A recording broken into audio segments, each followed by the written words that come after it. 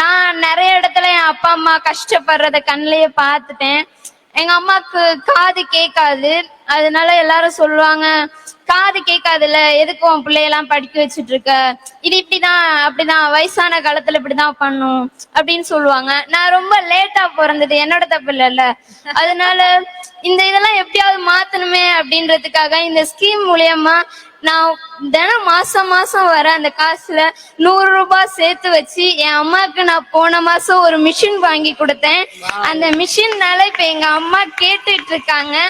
அது எனக்கு ரொம்ப சந்தோஷமா இருக்கு.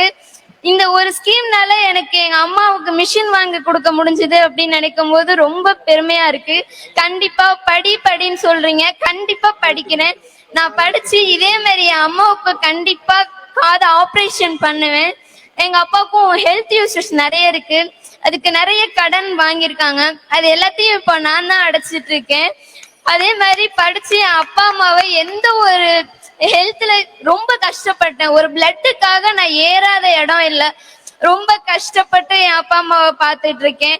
கண்டிப்பா எந்த ஒரு இடத்துலயும் அவங்களை இழந்துடக்கூடாது அப்படின்றதுக்காக எனக்கு ஒரு சின்ன ஆசை. என் அப்பா அம்மாவை மட்டும் இங்க கூப்பிடுறீங்களா?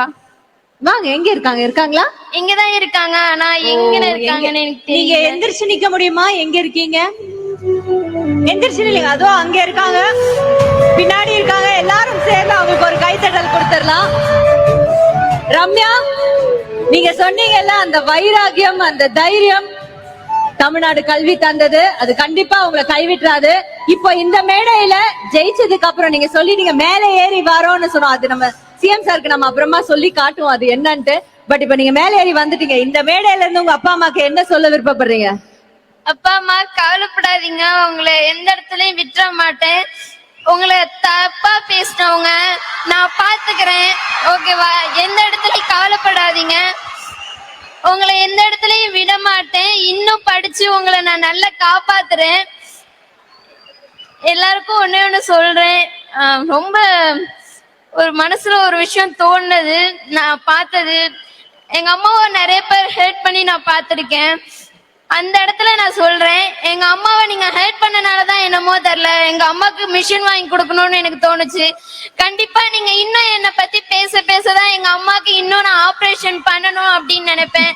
எங்க அப்பாவுக்கு மேல இருக்க கடன் எல்லாம் நான் அடைச்சு அவங்கள ரொம்ப சந்தோஷமாவும் நான் ரொம்ப படிச்சு அவங்கள நல்லபடியா காப்பாத்துவேன்னு சொல்றேன். ரொம்ப நன்றி. Thank you sir, thank you so much. என்னோட லைஃப்ல ஒரு திருப்பத்தை ஏற்படுத்தினதுக்கு ரொம்ப நன்றி சார். தேங்க்யூமா, thank you so much. Thank you Ramya.